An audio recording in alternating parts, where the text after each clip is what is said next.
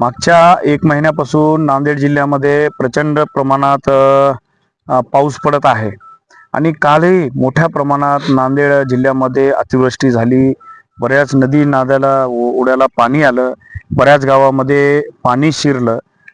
मी सकाळी 7 वाजेपासून बऱ्याच गावांची पाहणी करत आहे आणि आज इकडे निळा असेल, एकदरा असेल, आलेगाव असेल, तळणी असेल, या भागामध्ये पाहणी करताना बघू शकता आपण की हे शेतकऱ्यांना पेरलेलं सोयाबीन आहे आणि सोयाबीन मध्ये काहीच शिल्लक राहील नाही. ह्याला सोयाबीनला मोड आलेला आहे. आज बघू शकता या शेंगावर बुरशी साचलेली आहे.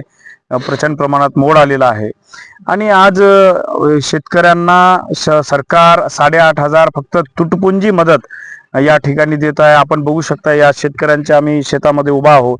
मागे जर आपण नजर टाकली तर सगळं सोयाबीन पावसानं गेलेलं आहे आणि आज 8,500 हेक्टरी मदत म्हणजे तुटपुंजी मदत या ठिकाणी शेतकऱ्यांना मिळत आहे.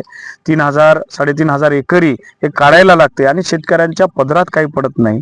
आम्ही सरकारकडे आपल्याद्वारे मागणी करतोय की शेतकऱ्यांची कर्जमाफी करा, शेतकऱ्यांना रब्बीला पेरण्यासाठी नवीन कर्ज त्वरित द्या. सगळी वसुली शेतकऱ्याकडून बँकेची असेल, महसूलची असेल का लाईटची असेल, शेतकऱ्याकडून वसुली आपण थांबवा.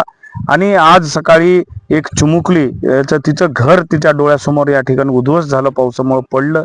तिचं सगळं शैक्षणिक साहित्य त्याच्यामध्ये वाहून गेलं पाण्यामध्ये.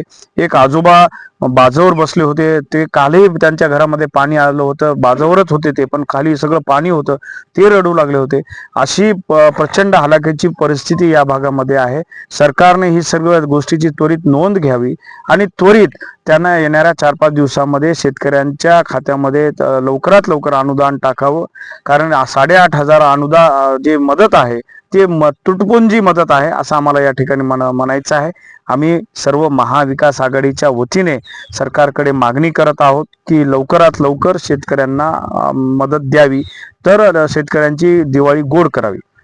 निश्चितच सरकार जर शेतकऱ्यांच्या पदरी पुढच्या 7 ते 8 दिवसात काही टाकत नसेल आणि या 8,500 वरच जर बोलवण करत असेल तर आम्ही महाविकास आघाडीच्या वतीने येणाऱ्या काळामध्ये सर्व शेतकऱ्यांच्या वतीने एक मोठा प्रचंड मोर्चा त्या ठिकाणी जिल्हाधिकारी कार्यालयावर काढू.